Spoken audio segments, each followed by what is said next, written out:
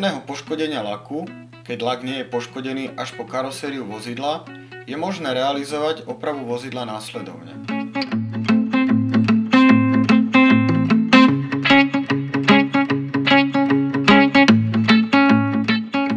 V prvom rade je potrebné určiť si farbu a odtieň farby vášho vozidla.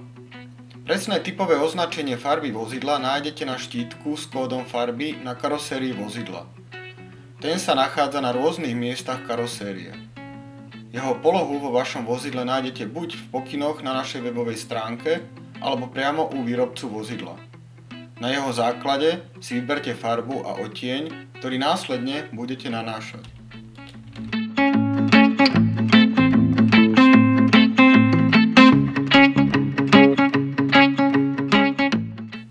Ďalšou fázou je umýtie zbrúseného poškodenia. Na umývanie používame viskóznu hubu s teplou vodou a šampónom určeným na umývanie aut. Nesmú sa používať saponáty určené na umývanie riadu a domácností, pretože môžu obsahovať mastné látky, ktoré by spôsobili zníženie prilnavosti následne nanášanej farby a laku.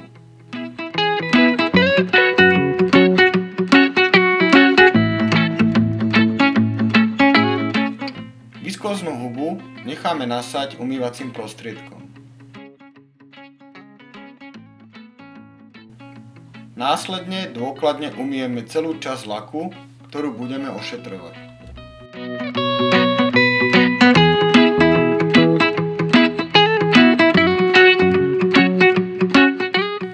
Ďalšou fázou je veľmi dôležitá fáza odmastnenia.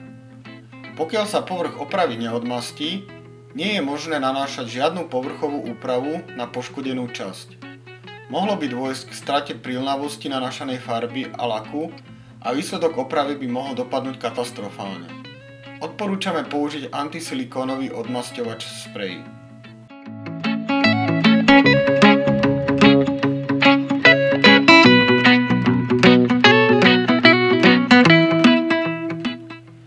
Na odmasťovanie je potrebné použiť vhodnú tkaninu. Odporúčame použiť odmasťovaciu útierku Sontára od spoločnosti DuPont. Je vyvinutá na odmasťovanie, nepúšťa žiadne vláknite časti.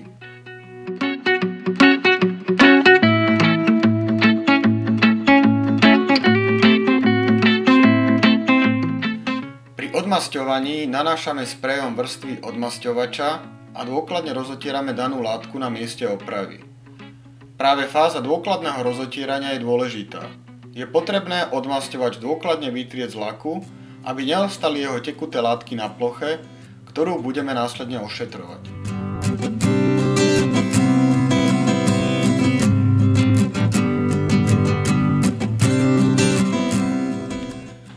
Následne je potrebné prebrúsiť miesto škrabanca brúsivom. Existujú rôzne systémy a materiály vhodné na vybrúsenie.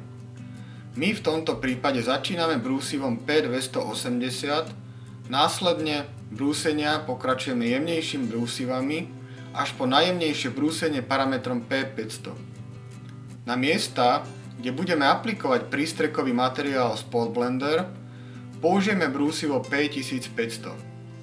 Význam brúsenia okolia škrabanca spočíva v zdrsnení danej plochy pred nanášaním plniča na poškodenú plochu. Po prebrúsení plochy sa odporúča danú plochu ofúkať a opäť odmastiť.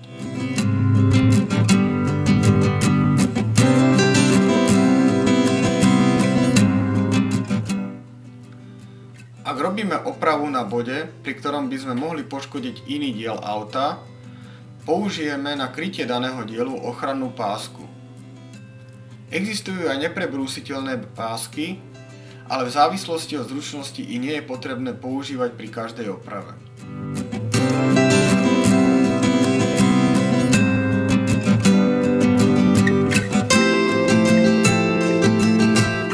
Brúsenie brúsivom parametru 500 je predposledným brúsením, pričom brúsime danú plochu, kým nie je vidieť brúsne ryhy z predchádzajúceho brúsenia, respektíve poškodenia. Finálnou úpravou opravenej plochy je brúsenie brúsivom s parametrom 1500.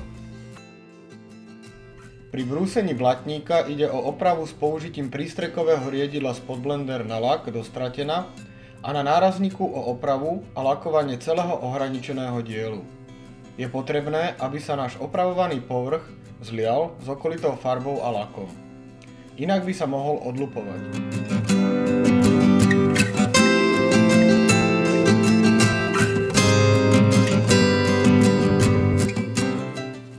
Takto upravená plocha je pripravená na nanášanie plniča, farby, laku a zástrekového riedidla.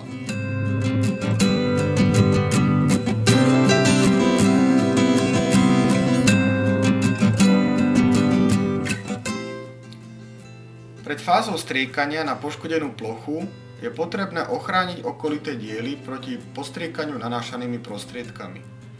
V prvom kroku je potrebné naniesť konturovaciu pásku. Na ňu následne prilepíme ochrannú CQ fóliu v okolí plochy, fóliu, pásku a papier. Nezakryté ostanú len plochy, ktoré budeme striekať ďalšími vrstvami. Plocha je pripravená na striekanie.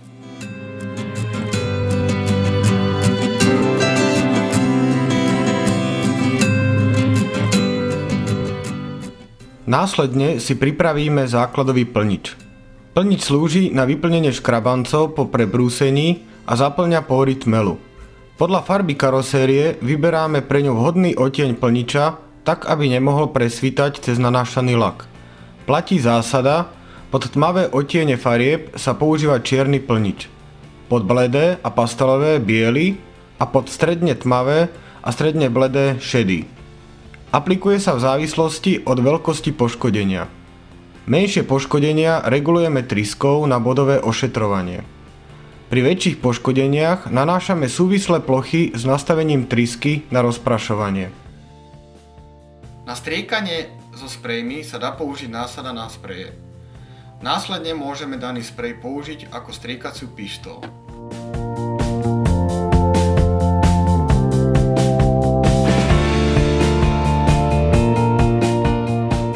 Pripravenú plochu nanášame súvislú vrstvu plniča.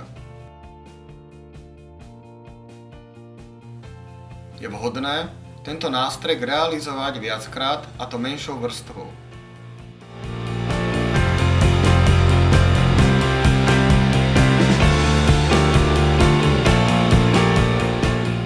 Po dôkladnom zaschnutí plniča je potrebné danú plochu prebrúsiť brúsivom parametra P800 alebo P1000. Plochu následne odmastíme. Pred záverečným striekaním autolaku alebo farby odporúčame plochu pretrieť taktiež antistatickou útierkou.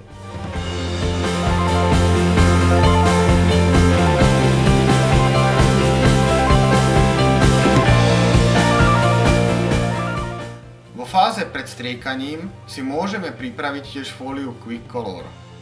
Túto fóliu súbežne môžeme nastriekať pri striekaní a môžeme ju v budúcnosti použiť na prelepenie malých poškodení laku karosérie.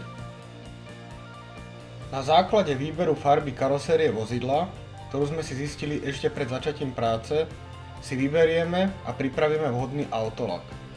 Takýto sprej naplnený autolakom si môžete objednať cez náš elektronický obchod.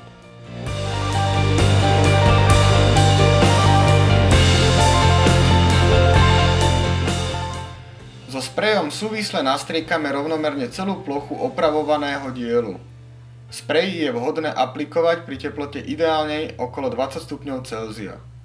Pod teplotou 18 stupňov Celzia sa neodporúča nanášať sprejové vrstvy. Zhruba za 3 minúty nanášame druhú vrstvu autolaku. Môžeme naniesť o 3 minúty aj tretiu vrstvu autolaku v závislosti od kvality predchádzajúcich strekov. Mali by sme striekať z primeranej vzdialenosti, s primeranou vrstvou a do stratena, aby sme sa vyhli tvorbe stiekania farby na diely.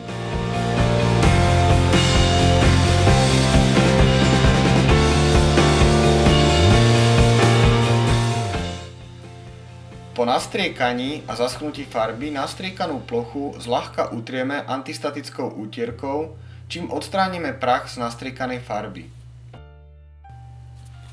Následnou nanášanou vrstvou je lak. Lak nanášame od cirka 30 minút po nástreku farby, keď je farba uschnutá, no lakovanie by malo prebehnúť do 24 hodín od striekania autolakom. V opačnom prípade by mohlo dôjsť k strate prílnavosti laku. Môžeme použiť jednokomponentný ako aj dvojkomponentný lak. Na diel nanášame rovnomerne sprejom vrstvu laku. Pri lakovaní zachovávame zásady odvetrávania miesta, kde úpravu vykonávame.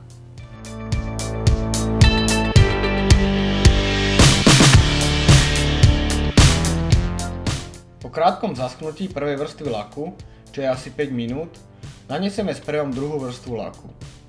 Pri lakovaní blatníka dbáme o to, aby sme nanášali lak rovnomerne z primeranej vzdialenosti a do stratená, aby sme zabránili stekaniu laku.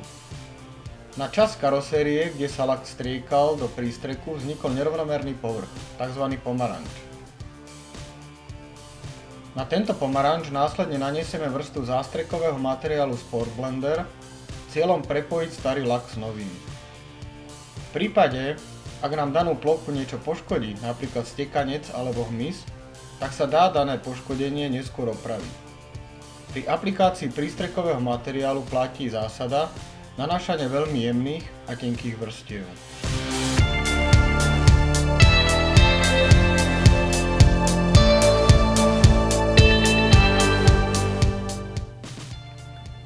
Po odstránení ochrannej fólie finálnou časťou úpravy je leštenie. Toto je vhodné vykonať zhruba za 5 dní od úpravy daného dielu, kým všetky vrstvy na diele nebudú dôkladne vyschnuté.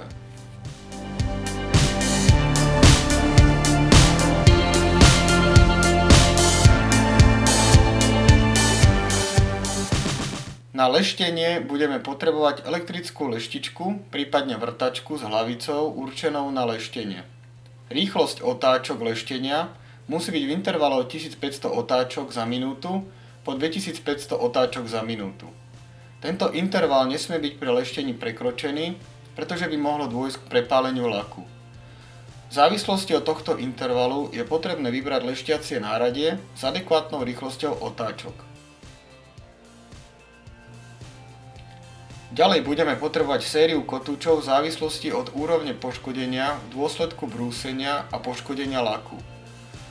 Biely baraní kotúč, ktorý je naľavo, je najhrubší a používa sa na najhrubšie škrabance, žltý kotúč je jemnejší a používa sa na jemnejšie škrabance.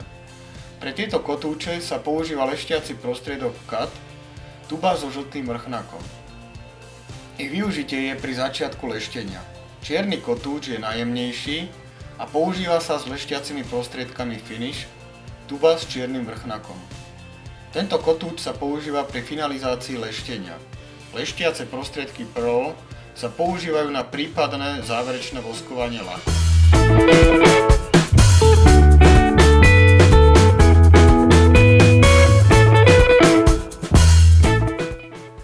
V prvom kroku, v závislosti od hrúbky poškodenia laku, si vyberieme vhodný kotúč a leštiaci prostriedok. Bodovo ho nanesieme na leštiaci kotúč.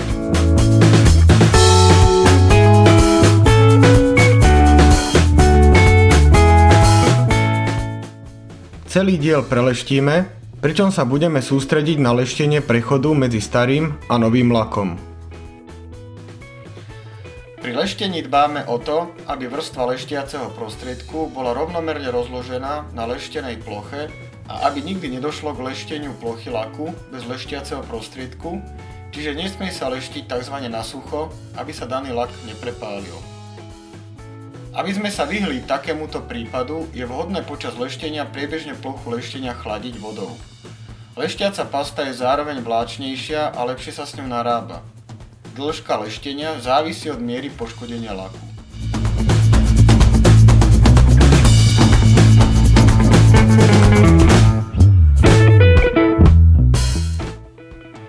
Pre záverečnú úpravu použijeme leštiaci prostriedok finish. Po nanesení leštiaceho prostriedku finish na leštiaci kotúč rovnomerne preleštíme ošetrovanú plochu. Na záver, leštenú plochu môžeme doleštiť leštiacou útierkou. Týmto krokom je oprava jemného škrabanca na blatníku ukončená.